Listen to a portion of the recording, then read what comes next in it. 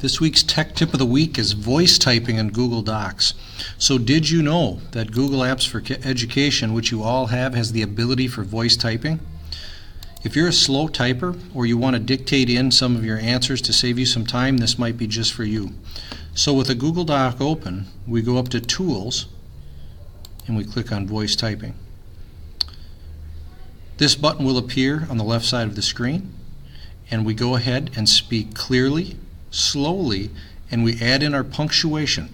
Now, we're going to have to go back in later to clean up some of the spelling and grammar, but it's a way to get words on the page pretty quickly. So we click it. Welcome to this week's Tech Tip of the Week, period. Did you know you could do this using Google Apps for Education, ? It's just that easy.